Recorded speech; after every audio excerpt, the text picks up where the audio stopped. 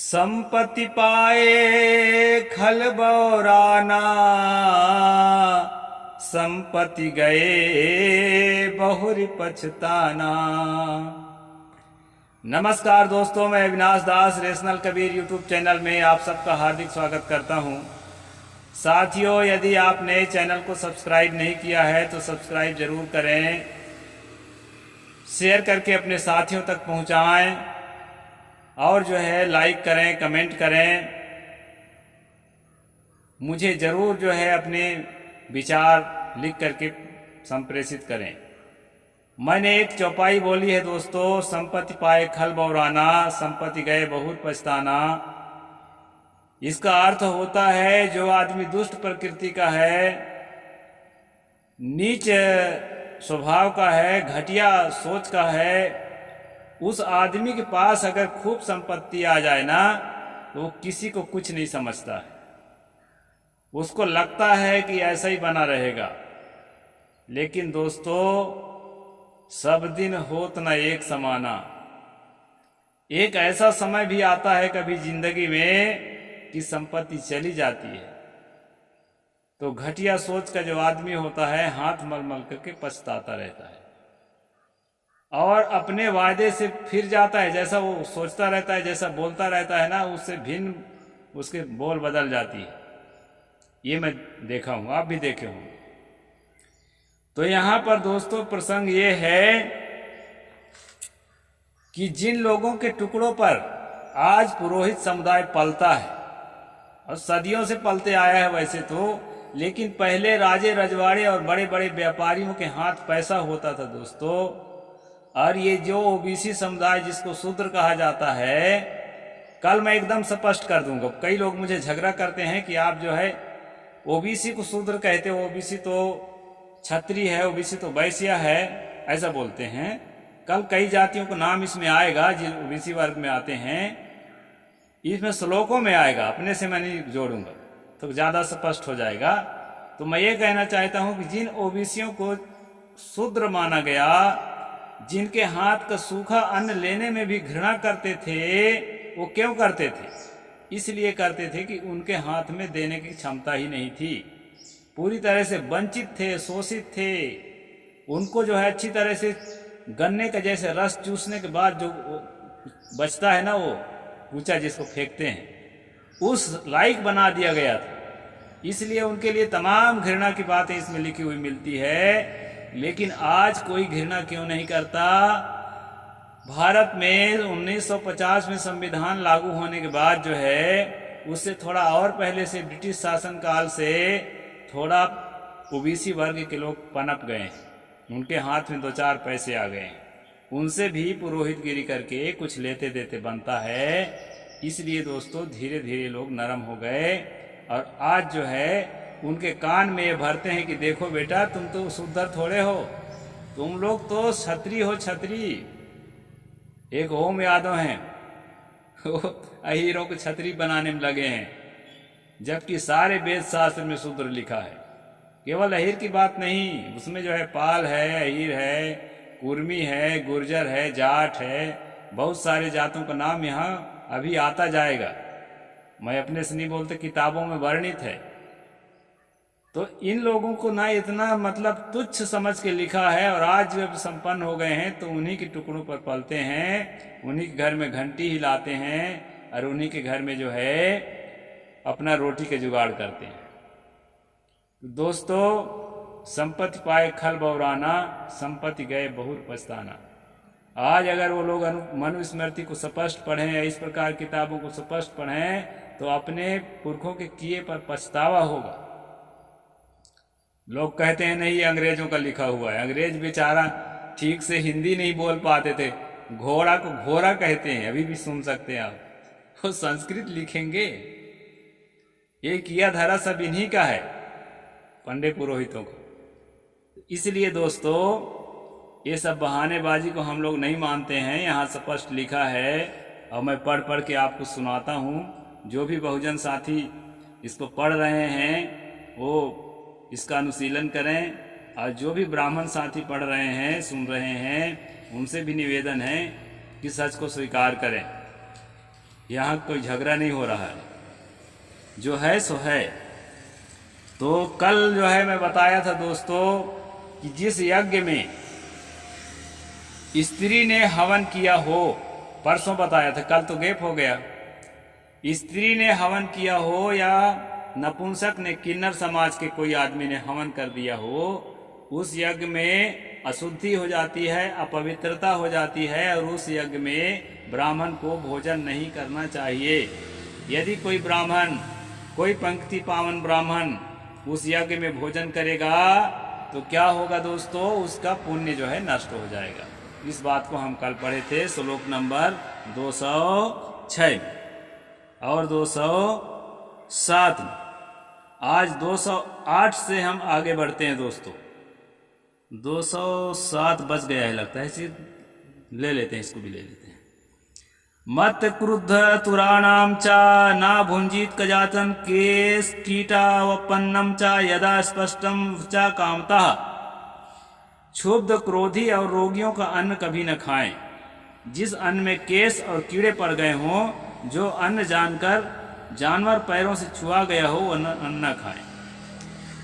ये बात भी मूर्खतापूर्ण है, क्योंकि ना ये जो हार्वेस्टर है और ये जो थ्रेशर है आज है, पहले पैरों से छुआ करके ही अन्न जो है, पैरों से ही रौंद करके और अन्न को जो है गहाई करते थे, धान को, गेहूं को, किसी भी चीज को। तो पैर से छुआ हुआ तो पूरा अन्न होता था। जानवर के पैर से, यहाँ लिखा है जानवर के पैर से छुआ अन्न ना खाओ, कीड़े पड़ गए हों ना खाओ, बहुत बढ़िया बात है। जिस अन्न में केस पड़ गया हो, बाल जो है गिर जाता है, वो भी अशुद्ध माना जाता है, ना खाएं। क्षुब्ध आदमी, रोगी आदमी, क्रोधी आदमी का अन्न भी ना खाएं। अब ये तो समझ में आना मुश्किल है, कौन रोगी के घर से आया है, कौन क्रोधी घर से आया है। वो तो दान में सब इकट्ठा होता है, सब खाते पीते हैं, ये लिखने की बात है। उस समय भी खाते रहे होंगे।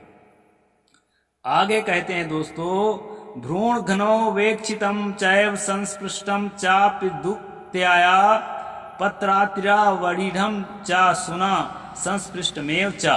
208 नंबर। यहाँ पर कहा है जो अन्न भ्रूण हत्या करने वालों से देखा गया हो, यानी जिस अन्न को भ्रूण हत्या करने वाला केवल आंख से देख लिया हो, उस अन्न को भी ब्राह्मण को नहीं खाना चाहिए।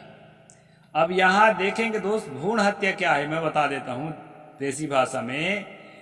कभी कभी क्या होता है ना, कुछ लोग बेटी पसंद नहीं करते, तो गर्भ में बेटी रहती है तो उसका अल्ट्रासाउंड रिपोर्ट लेने के बाद उसको जो है गर्भे में मरवा डालते हैं। बहुत गलत काम है, इसका मैं भी निंदा करता हूँ। कुछ लोग क्या करते हैं, 2 नंबर का जो है प्यार मोहब्बत के चक्कर में गर्भ हो जाता है, उसको भी गर्भे में मरवा डालते हैं। कुछ लोग क्या करते हैं, संतान ज्यादा हो रही है, पालन पोषण में दिक्कत होगी, तो वैध संतान गर्भ में जो है टिका है, उसको भी मरवा डालते हैं। इस प्रकार जो है गर्भ में संतान को नष्ट करने वालों को भ्रूण हत्यारा कहा जाता है। जाइगोट को खत्म कर देते हैं या एबॉर्शन करा लेते हैं, गर्भपात देसी भाषा में। तो जो एबॉर्शन या गर्भपात कराने वाला है या भ्रूण हत्यारा है, वो अगर अन्न को देख लिया है, उस अन्न को ब्राह्मण को नहीं खाना चाहिए, ऐसा मनु जी कह रहे हैं। अब ये तो मुश्किल है कि इतने बड़े समाज में, कल हमारे यहाँ बहुत भीड़ इकट्ठा हुआ था अंधविश्वासियों का आश्रम में, वो अपने ढंग से कर रहे थे, मैं तो खंडन कर रहा था। तो जो इस तरह के जो है ना, कौन उतने लोगों में भीड़ में कौन भ्रूण हत्यारा है, इसको कैसे आप समझोगे?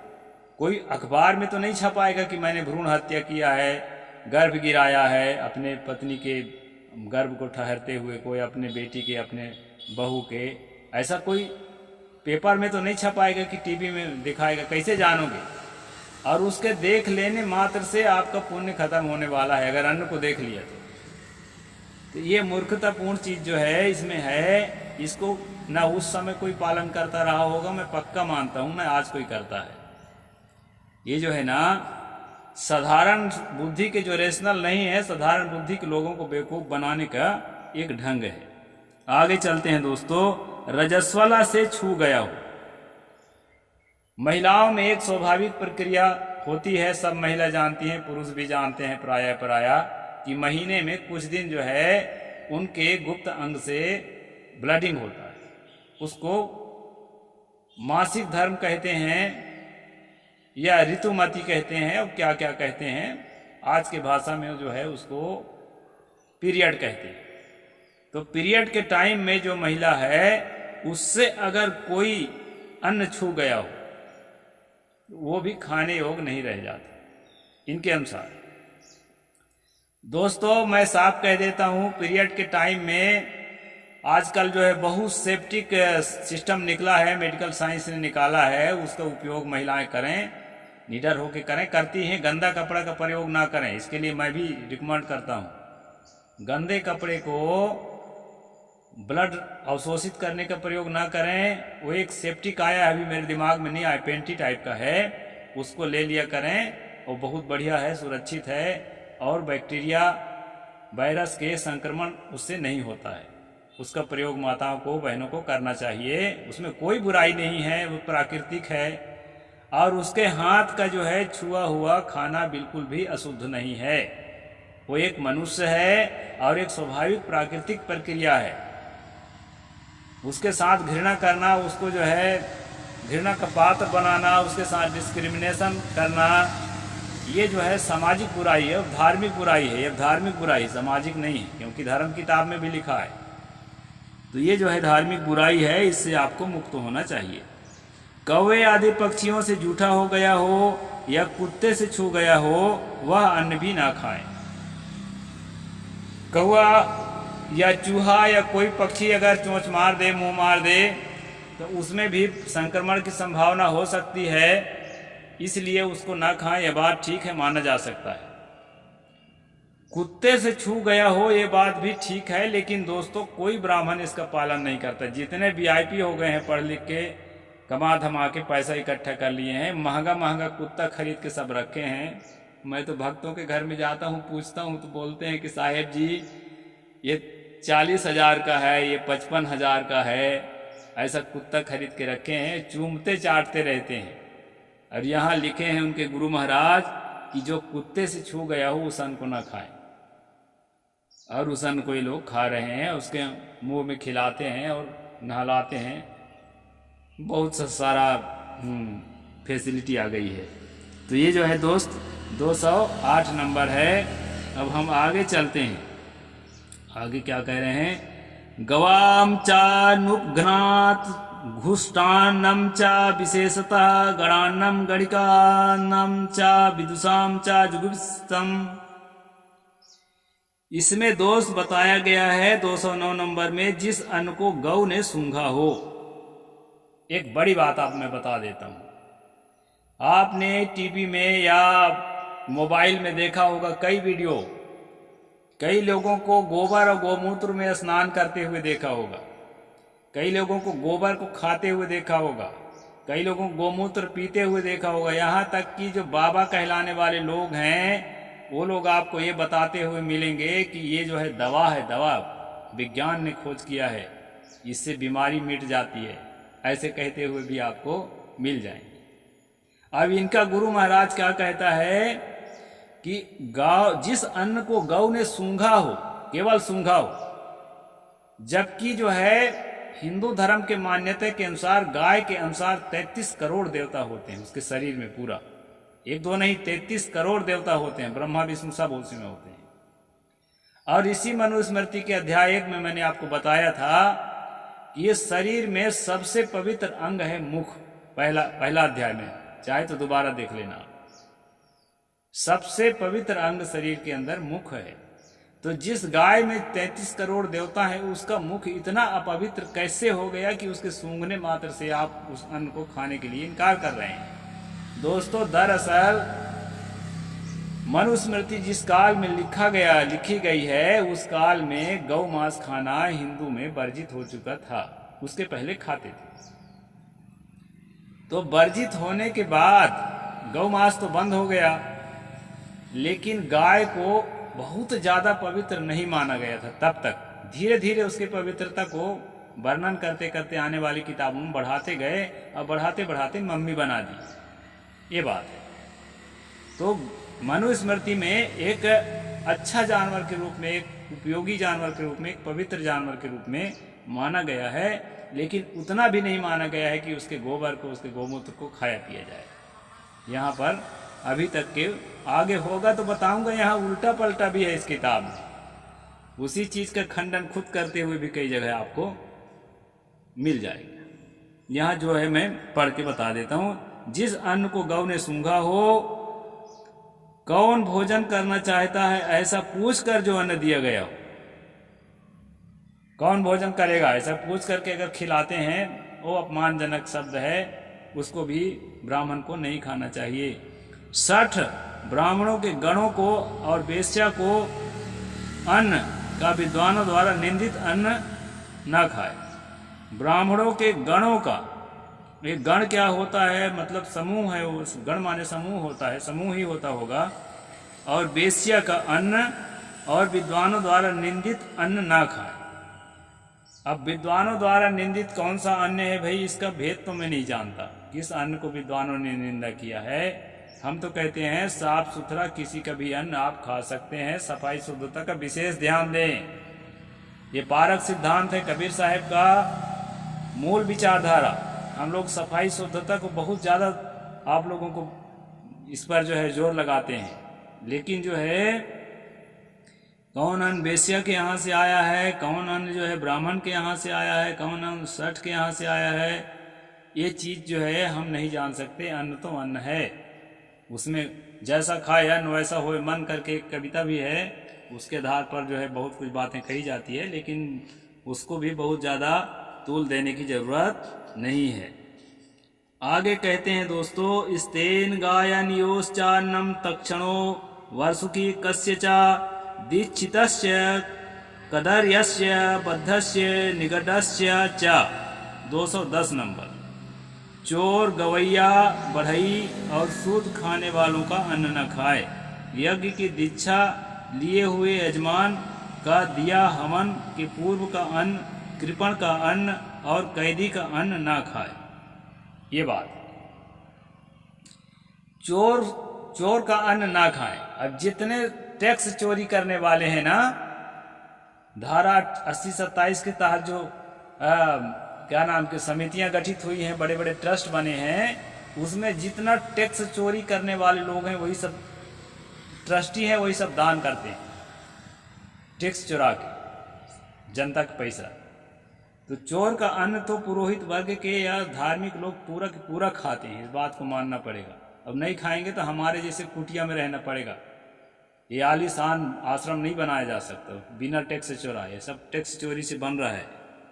तो चोर के अन्न तो खाते हैं, यहाँ चोर का अन्न खाना मना बताया है। गवैये बजैये का, ये फिल्मी एक्टर लोग ना, ये सिंगर लोग और ये जो एक्ट्रेस लोग, ये इतना पैसा देते हैं धार्मिक कर्म कांडों में, अब उसी पैसा को खा खा के लोग जीते हैं। यहाँ ऐसा इसलिए लिखे हैं दोस्तों, पहले फिल्मी दुनिया का विकास नहीं हुआ था, उस समय नाचने गाने वाली जो जाति है हमारे गंधर्व जाति, ओबीसी के लोग, वो लोग जो है बहुत हीन दशा में, गरीबी दशा में जीते थे और अपमानित दशा में जीते थे। इसलिए उनको घृणा करने की दृष्टि से यहाँ कहा है कि गवैया के अन्न, नचैया गवैया बजैया के अन्न ना खाओ। आज तो उन्हीं के अन्न के लिए तरस रहे हैं लोग, क्योंकि वो लोग मोटा रकम देते हैं और कहते हैं बढ़ई और सूद खाने वाले, जो ब्याज में पैसा देता है, उसका भी अन्न खाने के लिए मना किया है। और यहाँ तो बैंक के कर्मचारियों के यहाँ तो कर्मकांडियों का लाइन लगा रहता है, उसी का अन्न खाने के लिए तरसते रहते हैं। उसके अलावा भी गांव में हमारे यहाँ भी हमारे अध्यक्ष महोदय जो संस्था के अध्यक्ष हैं, खुद ही ब्याज में पैसा भागते हैं, उसके दान लेने के लिए भी लोग आतुर रहते हैं। तो ये जो है दोस्तों, उनका अन्न जरूर खाते हैं। और बढ़ई, अब मैं ये बता देता हूँ कि जो लोग कहते हैं कि ओबीसी को शूद्र नहीं कहा गया है, बढ़ई जो विश्वकर्मा है ओबीसी है कि नहीं? अभी लाइन से बहुत सारी जातियाँ आएंगी। और यहाँ जो दिया है गवैया, तो गंधर्व जाति ओबीसी है कि नहीं? एससी में नहीं आता, तो उसके अन्न को भी यहाँ अछूत माना गया है।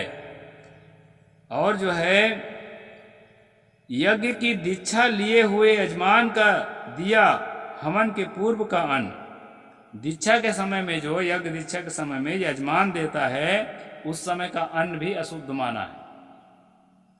दीक्षा के बाद जो देगा उसको खाओ, उसको वहीं छोड़ दो। लेकिन कोई छोड़ता ओढ़ता नहीं है। भागवत कथा में जाके देखें, रामायण कथा में जाके देखें, चाहे शुरू का मिला हुआ अन्न हो चाहे बाद का लिया मिला हुआ हो, कोई छोड़ता ओढ़ता नहीं है, सब गठियाई के पूरा अब ले जाते हैं दोस्तों। कृपण का अन्न, कृपण तो देगा ही नहीं, कृपण का मतलब कंजूस होता है, तो उसका अन्न क्या खाओगे। और कैदी का अन्न ना खाएं। ये जितने बड़े बड़े नेता हैं कई बार जेल घूम घूम के आ गए हैं, चाहे भले सामाजिक काम से आए हों। अब इतना पैसा देते हैं ये लोग, अब इनके पैसा में जो है पुरोहित वर्ग पल रहा है और अपने धार्मिक एजेंडे को आगे बढ़ा रहा है, जय श्री राम का नारा दे करके। और जो है ये कहते हैं कि इनका अन्न नहीं खाना चाहिए। तो दोस्तों यहाँ दोगलापन जो है चरित्र का स्पष्ट हो जाता है कि जिनका अन्न नहीं खाने को लिखा है उन्हीं के अन्न के लिए आज ये धार्मिक बाबा लोग, धार्मिक पुरोहित लोग तरस रहे हैं और उन्हीं के अन्न से मोटे मोटे तोंद हो रहा है और उसी के अन्न से बड़ी बड़ी बिल्डिंग बना रहे हैं, लग्जरी गाड़ी में चल रहे हैं, एरोप्लेन में चल रहे हैं। तो जिनका अन्न वर्जित था दोस्तों उन्हीं का अन्न ये लोग खा रहे हैं। तो ये मैं आपको स्पष्ट बता दिया। गोबर गोमूत्र की बात भी मैंने बता दिया कि जिसको अशुद्ध बताया, मुंह तक को अशुद्ध, मुंह के सूंघने को अशुद्ध बताया था, उसके मल मूत्र को भी ये आज ग्रहण कर रहे हैं लोगों को बेवकूफ़ बनाने के लिए। ये रेशनल कबीर यूट्यूब चैनल है, आपको रेशनल तर्कशील बनाने के लिए, वैज्ञानिक सोच पैदा करने के लिए। दोस्तों भारतीय संविधान के धारा 51 में कहा गया है कि हर नागरिक का कर्तव्य है कि वो अंधविश्वास से जनता को मुक्त करने का, स्वयं को मुक्त करने का प्रयास करे। ये हमारा ह्यूमन ड्यूटी है। ह्यूमन राइट्स के साथ ह्यूमन ड्यूटी भी होते हैं। तो ह्यूमन ड्यूटी है कि हम तर्कशीलता का विकास करें दोस्तों। इसलिए जन जन तक वीडियो को पहुंचाएं और लोगों को तर्कशील बनाएं और धर्म के अफीम का गोला है उस नशा से समाज को मुक्त करने में मेरा सहयोग करें, मेरा साथी बने। साहेब बंदगी, जय जोहार।